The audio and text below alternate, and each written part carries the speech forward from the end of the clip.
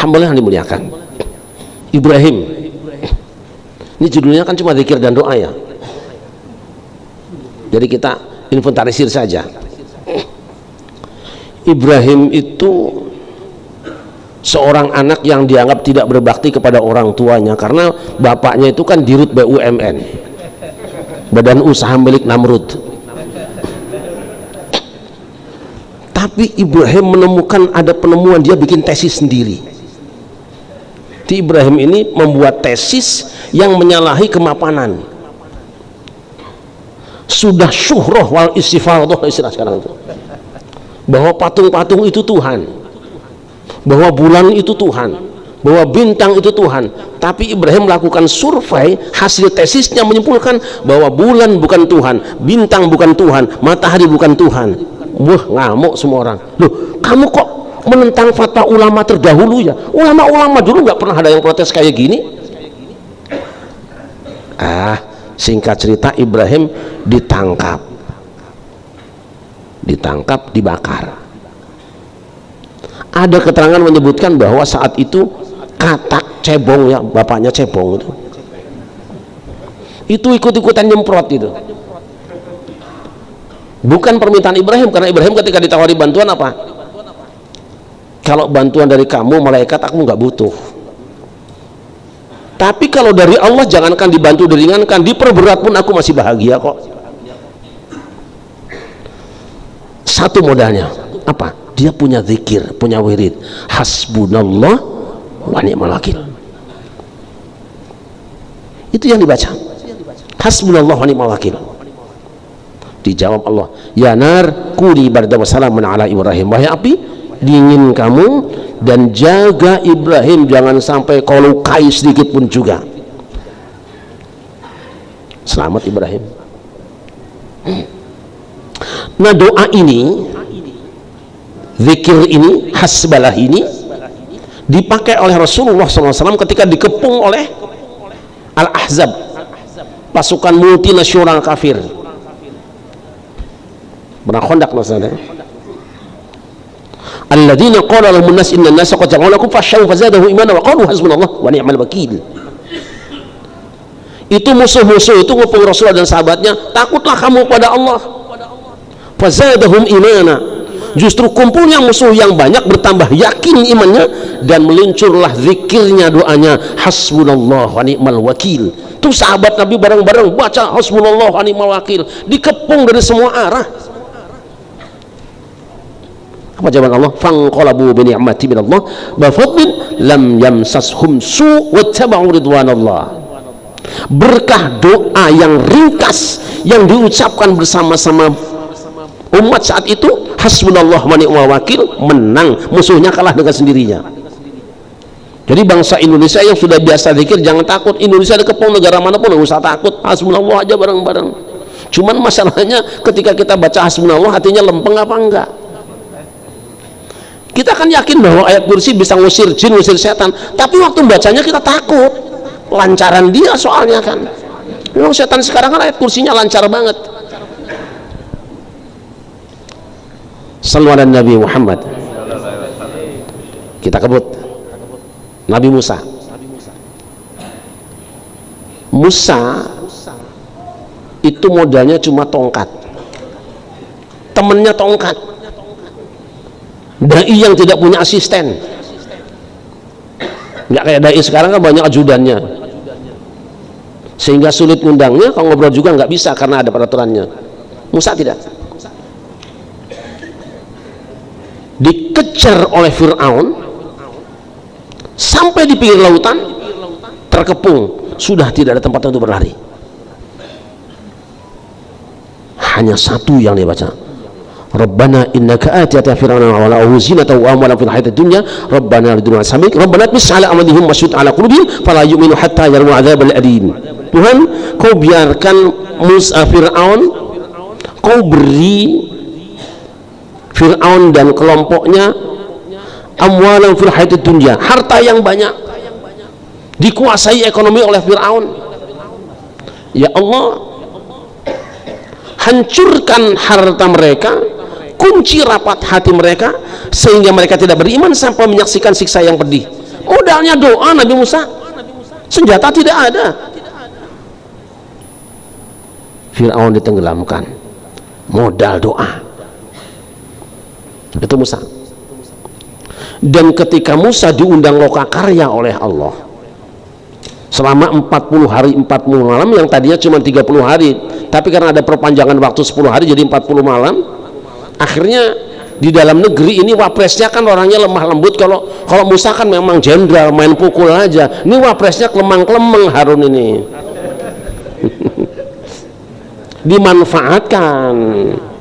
dimanfaatkan sama orang-orang yang memang anti pemerintahan Musa, anti jamaah Musa, digunakan untuk melakukan penyimpangan, menyembah patung anak sapi.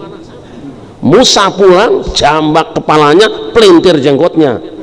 Ini wapres kok menang wae iki piye to? Tapi walaupun wapresnya ini lemah lembut ngobrolnya, bahasanya bisa menusuk di hati. Kalau berdoa nancep. Apa doanya? Rabbi firli wali akhi wa adkhilna fi rahmatik wa anta arhamur rahimin. Tuhan, ampuni aku dan ampuni saudaraku ini juga, bingkailah kami dalam kasih sayangmu, Kau Maha Pengasih dan Penyayang. Itu Musa dibacain doa itu, Musa yang baca doa malah. Tapi sebelumnya kan Harun mengatakan apa doa katanya? Hai Musa, innal qauma stad'afuni wa kadu yaqtulunani fala tusyrid bil a'da wa la ta'jal fil qawmin. Wahai Musa, bangsa kita ini malah menindas saya, ngancam saya, jangan salahkan saya. Nah, baru Musa yang berdoa. Mohon maaf tadi salahnya. Akhirnya Musa yang emosi karena diberi penjelasan dengan baik, akhirnya apa? Musa berdoa, Rabbi firli wali akhi wa adkhilna fi rahmatik wa anta arhamur rahimin. Tuhan, ampuni aku dan saudaraku ini, bingkai kami dalam kasih sayangmu, Engkau adalah pengasih dan penyayang. Rukun kembali antara presiden dan wakil presiden. Memang selalu presiden dan wakil presiden itu ada yang ganggu supaya pecah. Kalau sampai pecah kongsi, hancur negara Israel. NKRI hancur, Negara Kesatuan Rakyat Israel hancur itu.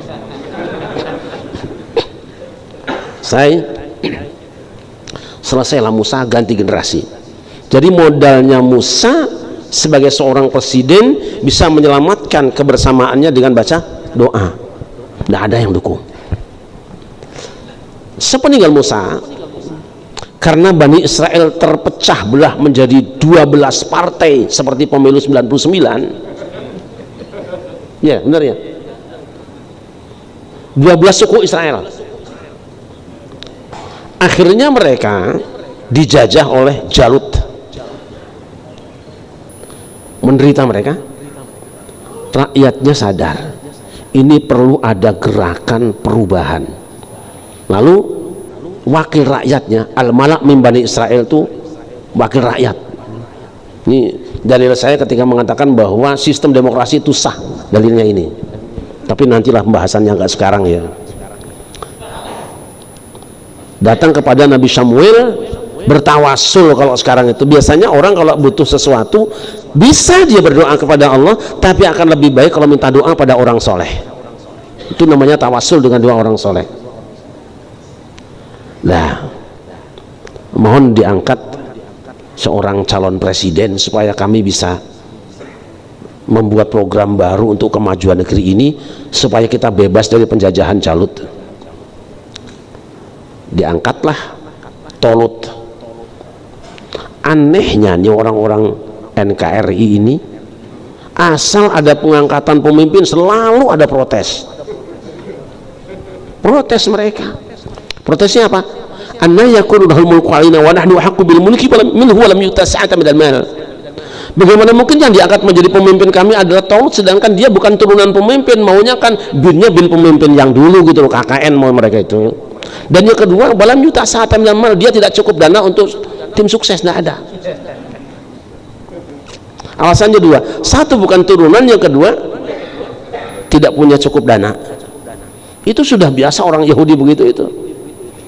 Tapi Yahudi yang sekarang juga adalah, tapi tidak di negara Yahudi gitu. Allah katakan, innallaha astafahu lakum wa zadahu basatan fil ilmi wal jism. Allah memilih dia. Kamu jangan ikut campur. Ini sudah SK dari Allah.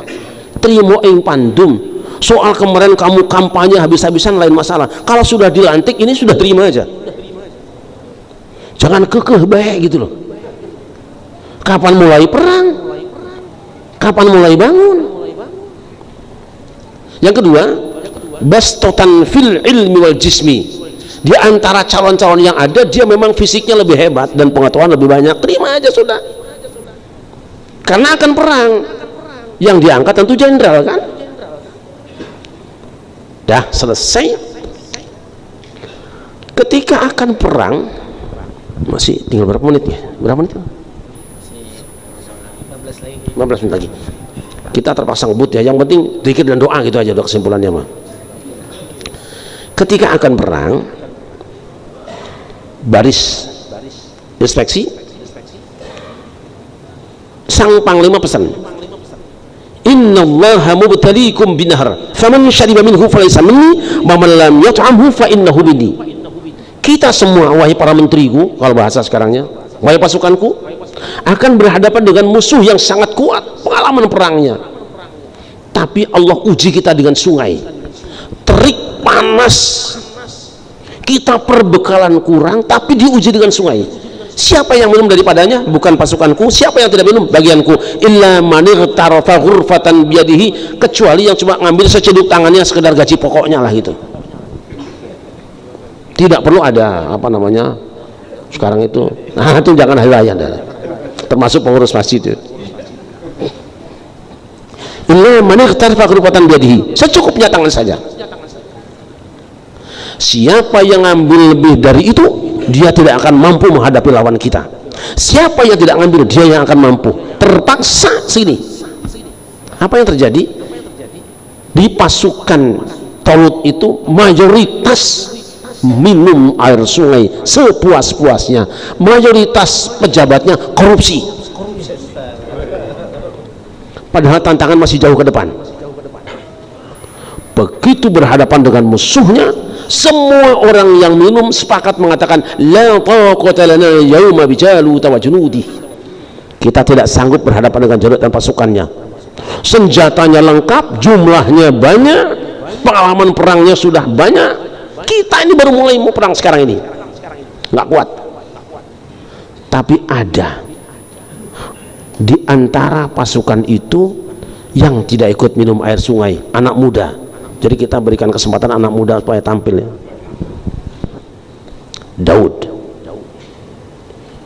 Daud, saya sanggup menghadapi Jalut. Apa senjatamu? Ketepel. Nah, ketepel kok senjata? Sedangkan musuhnya baju besi, dari kepalanya sampai kakinya besi semua. Ini ketepel. Tapi apa yang bikin dia menang? Begitu mulai berperang, mereka mengatakan, kam min fi'atin qalilatin ghalabat fi'atan katsiratan bi'idznillah wallahu ma'as sabirin. Banyak kelompok kecil bisa mengalahkan kelompok besar dengan izin Allah, tapi izin Allah turun kalau kita sabar. Nah tadi diuji minuman nggak sabar, ketemu apa yang mereka lakukan?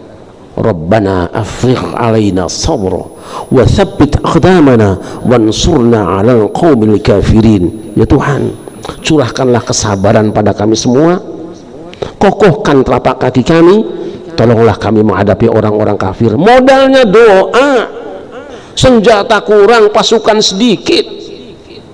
Fahazamuhum biidznillah, maka mereka memenangkan peperangan, mengalahkan Jalut dan pasukannya dengan izin Allah karena sabar. Wa qatala Daud Jalut, dan Daud walaupun hanya bermodal ketepel bisa membunuh Jalut. Merdekalah NKRI, Negara Kesatuan Rakyat Israel. Modalnya apa? Doa. Teorinya itu. Peristiwa ini kemudian dipotret oleh baginda Nabi besar Muhammad SAW di dalam perang Badar. Pasukan Talut 313, pasukan Rasulullah juga 313. Dulu ada Jalut, sekarang ada Abu Jahal. Maka yang dilakukan oleh Talut dan pasukannya diamalkan oleh Rasulullah SAW. Nah, saya merdeka, selesai itu Sulaiman. Nabi Sulaiman ini wakil presiden Daud sebelumnya, karena anaknya sendiri.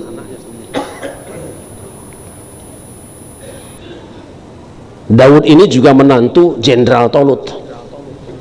Cuma memang karena setelah selesai melakukan pembantaian atau mengalahkan peperangan melawan gerombolan pengacau keamanan, nama Daud mencuat, cemburulah mertuanya.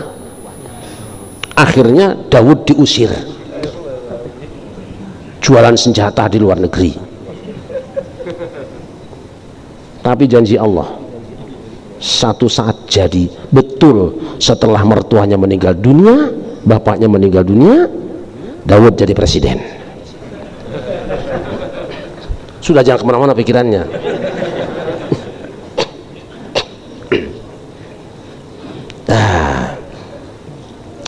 Tinggallah Sulaiman.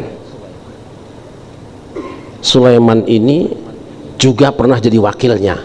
Ini adalah wapres yang ahli pesawat terbang.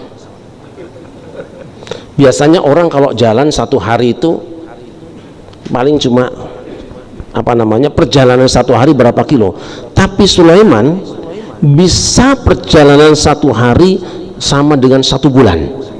Pesawat terbang namanya juga.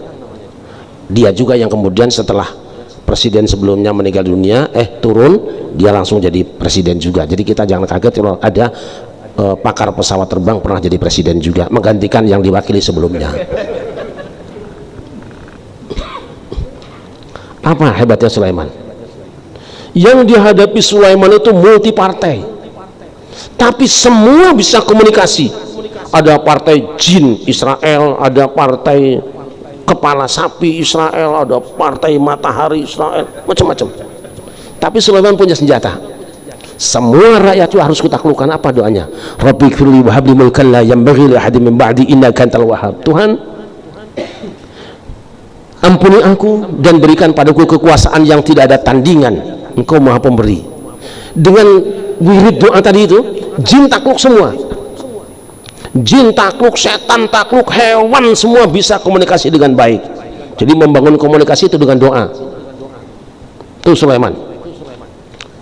Doa ini dibaca oleh Rasulullah. Dibaca Rasulullah. Kapan? Ketika Rasul sedang sholat, tiba-tiba ada jin ifrit ganggu. Makanya kalau ada orang sedang sholat yang mundar mandir, sebetulnya ada jin ifrit itu.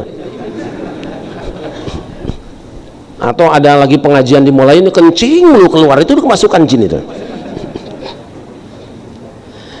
Rasul baca, ini jin ganggu aku nih. Rabbighfirli wa habli mulkan la yanbaghi li ahadin min ba'di innaka antal wahhab. Cek, diambil jinnya, ditangkap. Jin yang tidak kelihatan mata, begitu dibaca doa Nabi Sulaiman, kelihatan nyata, diambil oleh Rasulullah. Kata Nabi apa? Kalau aku tidak takut mempermalukan dia, kuikat dia di tiang. Rasul nggak mau mempermalukan orang yang bersalah. Salah ya salah.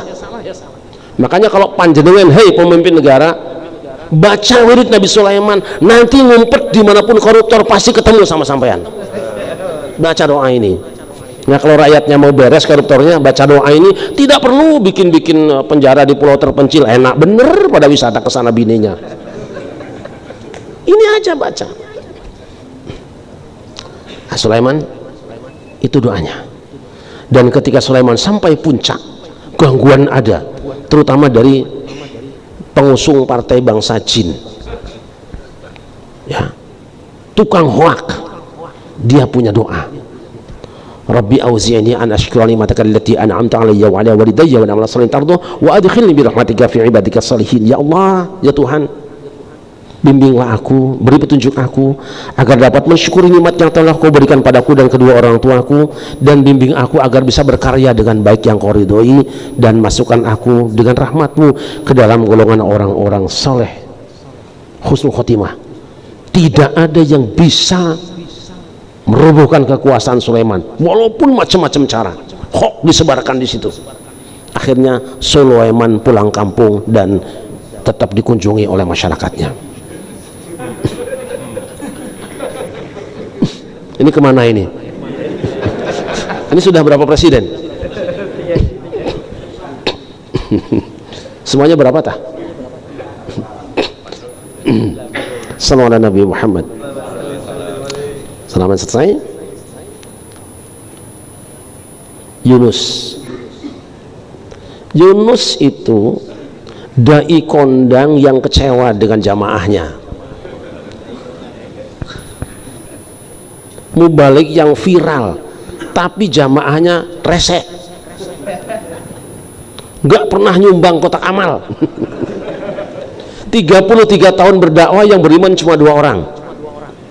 Dia kecewa, merasa gagal jadi mubalik, kabur ke luar negeri, jalan-jalan naik perahu, bikin partai baru lah gitu kira-kira.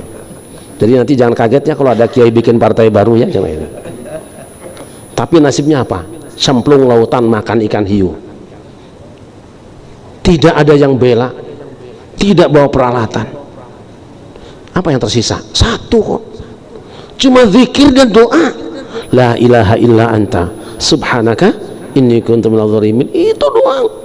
Seorang pun gak ada yang dengar. Tapi Allah ACC. Jibril urus. Fastajabna lahu wa najjaynahu minal gham wa kadzalika nunjil mu'minin. Maka kami perkenankan doa Yunus, kami lepaskan ia dari kegelapan hidupnya, dan Allah janji wa kadzalika nunjil mu'minin. Ini bacaan si Yunus ini, asal kamu beriman ku jamin bebas dari kegelapan hidupmu. Modalnya doa kok. Begitu pulang kampung ternyata kaumnya sudah berubah sendiri. Waduh, alhamdulillah Yunus pulang nih. Terus ngapa? Kita udah beriman deh sekarang mah gitu. Ngeri juga kan. Nah, Yunus kita kebut. Modalnya apa? Doa ya. Doa itu boleh dibaca siapapun juga yang hidup dalam kegelapan, baca itu. Insya Allah habis gelap terbitlah terang. Dan ini janji Allah. Ya ayyuhalladzina amanu dzkurullaha dzikran katsira wasabbihuhu bukratan wa asila walladzi yusalli 'alaikum wa malaikatuhu liyukhrijakum minadh dhulumati ilan nur wa kana bil mu'minina rahima tahiyyatuhum yawma yalqawnahu salam wa 'adda lahum ajran karima. Ini karena kebiasaan kita waktu setor hafalan, biasanya sekali hafalan itu 6 juz, jadi agak ngebut kadang-kadang. Hai orang yang beriman, zikirlah pada Tuhanmu sebanyak-banyaknya dan bacalah tasbih pagi dan petang. Dialah Allah dan malaikatnya yang akan bersolawat kepada kamu semua. Teksnya bersolawat, saya nggak akan terjemahkan dulu. Apa? Liyukhrijakum minadh dhulumati ilan nur, untuk mengeluarkan kamu dari kegelapan menuju cahaya terang. Janji Allah, orang yang membaca tasbih itu habis gelap terbitlah. Udah jelas.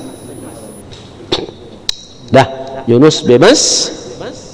Turun lagi ke bawah. Zakaria termasuk orang yang bernasib malang karena usia 120 tahun, istrinya 79 tahun, belum punya anak, mandul dari muda. Ya memang namanya anak kan seperti saya bilang, gampang-gampang susah. Ada yang 10 tahun kawin belum punya anak, 20 tahun kawin belum punya anak, 30 tahun kawin belum punya anak, malah ada yang belum kawin punya. Modal Zakaria apa sih? Hunalika da'a Zakaria rabbahu qala rabbi habli min ladunka dzurriyyatan thayyibatan innaka sami'ud du'a. Di tempatnya Maryam. Nah, ini nggak akan saya bahas. Ini ngalap berkah Zakaria itu. Dia berdoa kepada Allah, rabbi habli min ladunka dzurriyyatan thayyibatan innaka sami'ud du'a. Tuhan berikan pada keturunan yang baik, sungguhnya Engkau Maha mendengar doa. Rabbi inni wa hanal 'azmu minni wa sya'ala rasul syaiba wa lam akun bi du'aika rabbi syaqiyya wa inni khiftu al-mawali min warati wa kanat imraati ankaran fa habli min ladunka waliya yarithuni wa yarithu min ali yaqub wa ja'alhu rabbi radiya rabbi la tadharni farda wa anta khairul warithin. Di 3 surat, Ali Imran, Maryam, dan surah Al-Anbiya. Modalnya doa. Dokter nggak ada yang bisa, tabib nggak ada, doa. Jawab Allah, Zakaria, kamu akan kuberi anak laki-laki namanya Yahya. Belum pernah ada nama seperti itu. Kalau Yahya Sakop nggak tahu yang keberapa ini. Ini Yahya pertama ada anak Nabi Zakaria. Doa saja. Terus Zakaria bertanya, Rabbi cari ayat, Tuhan buatkan tandanya untuk aku. Nanti kalau ahli zikir, ahli wirid ini lain. Ini bukan tandanya. Kira-kira tirakat saya apa, tarekatnya apa? Ini tarekat ini. 3 Zakaria. 1, Allah tu kaliman nasa salah satu ayamin la ramza. Kamu tidak bicara dengan sesama manusia 3 hari 3 malam, kecuali pakai isyarat saja. Yang kedua, wadhkur rabbaka katsira, banyak zikir pada Tuhanmu. Yang ketiga, wasabbih bil asyi wal ibkar, baca tasbih pagi dan petang, zikir dan tasbih, berdoa pada Allah. Diamalkan oleh Zakaria 3 hari 3 malam. Istrinya nenek-nenek 80 tahun hamil. Ustadz bisa nanti cari nenek-nenek 80 tahun. Amalkan saja wirid itu, insya Allah. Modalnya doa. Istrinya Imron, namanya Hannah binti Faqud, itu pernah nazar, nanti kalau aku punya anak, ya Allah, inni nazartu laka ma fi batni muharraran fataqabbal minni innaka antas samiul alim. Aku nazar, ya Allah, nanti kalau aku punya anak, karena nggak punya anak nih, biasanya kalau yang belum punya itu janji mulu, kalau udah punya kan lupa terus. Apa janjinya? Nanti kalau aku punya anak, akan kujadikan anakku menjadi merbot di masjid. Coba, muharraran itu bertugas mengabdi, melayani jamaah di masjid. Ini sebuah jabatan yang kurang menarik kita, tapi dimuliakan Allah di Quran. Nanti kalau aku punya anak laki-laki, akan kujadikan dia orang yang ngurus tempat ibadah, tukang nyapu di masjid, melayani jamaah masjid. Itu mulia, ada di Quran. Kita nggak tertarik kan? Ada nggak kita yang pernah berdoa, ya Allah, nanti kalau aku punya anak, aku jadikan merbot masjid? Ada nggak? Hina amat. Tapi ternyata lahirnya perempuan. Ini wada'tuha unsa. Wa inni samaituha Maryam wa inni u'udzuha bika dzurriyyatan minasyaitonir rajim. Ya Allah, ternyata aku melahirkan perempuan dan kunamakan dia Maryam. Aku perlindungkan kepadamu dia dan anak turunannya dari setan yang terkutuk. Jadi si ibunya ini berdoa untuk anaknya. Sampaikan pada istri-istri kita, kalau kalian ingin punya anak-anak soleh, si ibunya wajib berdoa untuk anaknya. Jangan cuma minta doa sama orang. Apa hasilnya? Fataqabbalaha rabbuha biqabulin hasanin wa ambataha nabatan hasana wa kaffalaha Zakaria. Allah tumbuhkan Maryam dalam keadaan sempurna, diterima doanya, dan dia mesantren di Kiai Zakaria. Ngajinya sama orang terbaik zaman itu, Nabi Zakaria. Di samping saudara juga paling baik. Itu kalau pesantren begitu, sebaiknya kalau ada kiainya saudara dan baik, tidak bayarannya mahal gitu kira-kira. Hebatnya apa? Karena dia benar doa ibunya dan benar dapat gurunya. Kullama dakhala 'alaiha Zakaria al-mihrab wajada 'indaha rizqan. Qala ya Maryam anna laki hadha? Inna laki hadha? Qalat huwa min 'indillah innallaha yarzuqu man yasha' bighairi hisab. Tiap hari Maryam tuh ada yang ngirim takjilan loh sana itu. Ada yang ngirim makanan. Aneh kan? Ini COD apa bukan? Jangan-jangan ada pacar yang memang perhatian. Dia tidak. Huwa min 'indillah. Maryam jadi seorang waliyatullah, wali wanita suci, wanita suci. Dari mana awalnya? Doa ibunya. Maka ibu-ibu camkan betul, di malam-malam seperti ini khususkan doa untuk anak-anakmu absen. Ya Allah, anakku si anu, ya Allah, anakku si anu. Sebutkan hari ini yang ampuh doa ibu. Sallallahu alaihi Muhammad. Pesan cuma dua. Satu, walaupun pohon ini masih berada di kawasanmu, jangan kamu deketi, apalagi kamu pagar. Jangan. Kalau kamu pagarin, jangan, itu bukan punya kamu. Yang kedua, inna hadza aduwwun laka wa lizaujika fala yukhrijannakuma minal jannati fatashqa. Si iblis ini adalah rivalmu, musuhmu dan musuh istrimu. Jika satu saat dia kesini, jangan kau terima, jangan kau dengarkan ucapannya, nanti kamu celaka. Ayem. Tahu-tahu iblis sudah berubah jadi setan. S2. Rupanya mungkin dalam pengusirannya itu dia menyempatkan diri kuliah di sana. Tadinya iblis, sekarang jadi setan. Maka di ayat fawaswasalahuma syaiton, bukan iblis lagi. Dia datang silaturahim kepada Adam dan Hawa. Memang setan juga paling rajin silaturahim. Tidak ada makhluk di dunia ini yang lebih rajin daripada setan silaturahimnya. terutama musim pilkada. Yang tidak pernah ke masjid mendadak, yang tidak pernah itikaf paling depan duduknya. Setan ini kemudian mengajak diskusi, judulnya diskusi wahyu Allah. Kurang apa itu? Kajian tafsir. Lah, ayat yang dibaca oleh setan sama dengan ayat yang dibaca oleh Adam.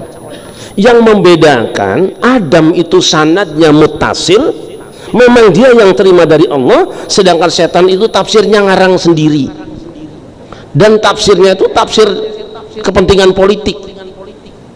Adam tidak sadar, apapun tafsir yang disampaikan oleh setan sebagai lawan politik pasti demi menjatuhkan Adam dan wapresnya, pasti itu. Nah, sayangnya iblis ini menyatakan diri sebagai penasehat Dewan Pertimbangan Presiden. Nah, kira-kira begitu sekarang. Ini kata dia sendiri. Wa qasamahuma inni lakuma laminan nasihin. Iblis bersumpah, setan bersumpah, aku penasehat kamu kok. Lah kok yo Adam setuju gitu loh. Orang kayak gini kok jadi penasehat. Apa katanya? Mana hakuma rabbukum an hadhihi syajarati illa an takuna malakaini aw takuna minal khalidin. Tuhanmu melarang kamu berdua makan buah ini, mendekati pohon ini, bukan apa-apa. Justru kalau kamu makan buah ini, kamu akan menjadi malaikat naik tingkat, dan kamu akan minal khalidin, akan tetap berada di jabatanmu, tidak ada impeachment, tidak ada interpelasi, tidak ada pemakzulan. Makan aja, mumpung kamu kuasa di sini. Buat ke SK tanah, pokoknya sakarep-karepe, mau bantaran kali kayak buat aja itu sertifikatnya, bebas kok. Mau magerin lautan bebas kok. Itu bisikan setan itu ya. Lah karena setan ini sumpah, Adam dan Hawa goncang dan akhirnya percaya. Karena apa? Dia kan teman lama walaupun lawan politik gitu loh. Kan dia sudah selesai menjalani hukuman, sekarang sudah kembali ke jalan yang benar. Pikiran Adam begitu. Kenapa? Tidak mungkin ada orang yang sumpah bawa-bawa nama Allah tuh bohong. Kenapa? Karena Adam dan Hawa nggak pernah nonton TV One. Kalau pernah nonton TV One, lihat Metro TV, lihat iNews, dia nggak akan tergoda. Karena apa? Di TV One itu banyak orang yang ketika datang ke kantor itu menggunakan apa namanya mercy, pakai peci, pakai dasi, disumpah pakai kitab suci, tapi malah korupsi, ya nggak akan percaya. Akhirnya Adam jatuh dengan 3 kerugian. Cuma 1 kali pengajian dengan ustadz yang kurang ajar ini. 1 kali ngaji itu. Ruginya 3. Yang pertama, badat lahuma sawatuhuma. Krisis sandang, telanjang bulat. Kalau sekarang mungkin dicopot jabatannya lah, kira-kira begitu.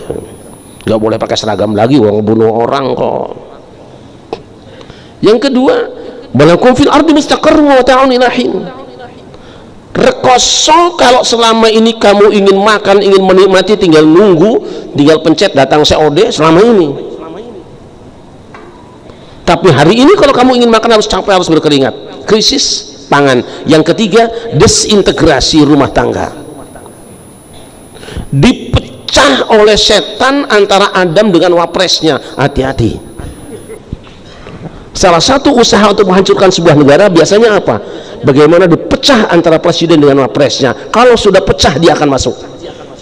Kita nggak ngomongin negara mana-mana ya, Adam dan Hawa. Segala cara. Krisis. Untung tidak terjadi desintegrasi bangsa. Apa yang dilakukan Adam? Dalam kesulitan yang sangat, dalam krisis ekonomi, berantakan rumah tangga, Adam tidak bisa melakukan apa-apa kecuali menunggu petunjuk Allah, dan Allah ijazahkan. Fatalaqa Adam min rabbih kalimatin fataba alaihi innahu huwat tawwabur rahim. Lalu Adam mendapat ijazah langsung dari Allah. Dikirim ilmu langsung dari Allah, dan kamu baca wirid ini. Nah ini zikir ini yang kamu baca, doa ini yang kamu baca. Jadi nggak ngarang doanya, jelas sumbernya min rabbihi, dari Tuhannya. Apa yang dibaca kita semua sudah hafal. Dan malam ini bagi hamba-hamba Allah yang ingin bebas dari krisis ekonomi, bebas dari berantakan rumah tangga, dan kita mendoakan negeri ini kuat, baca ini, Rabbana zalamna anfusana wa illam taghfir lana wa tarhamna lanakunanna minal khasirin. Ini obat anti miskin. Nanti yang kedua mengatakan bahwa saat itu Rasulullah Nabi Adam bertawasul dengan baginda Nabi besar Muhammad sallallahu alaihi wasallam, tapi mukhtalaf fihi. Ternyata yang bisa membebaskan Adam dan Hawa dari krisis rumah tangganya, dari krisis ekonominya adalah zikir dan doa. Tapi zikir dan doa ini ada syaratnya, mir rabbihi, dari sana, bukan kata dia. Itu jari sopo, lain cek saha. Selesai Adam.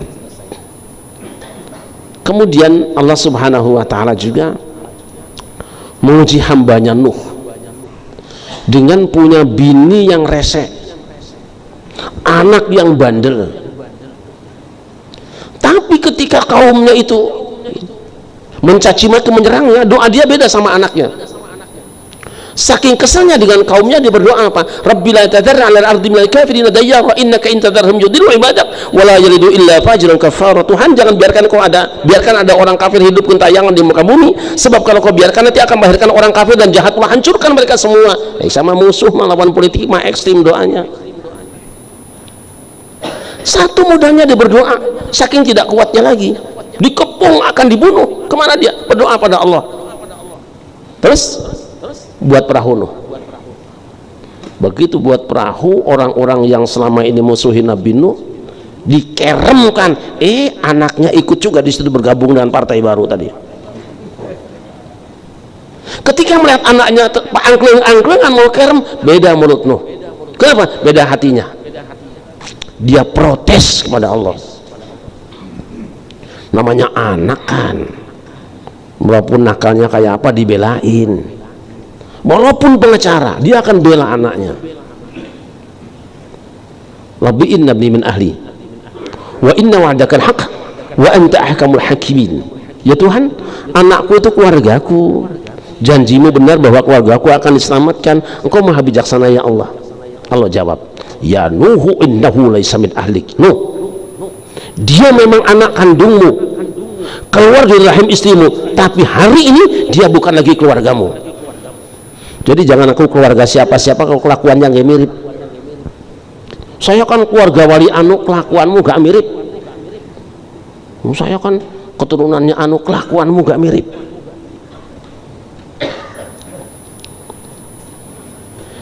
Allah katakan,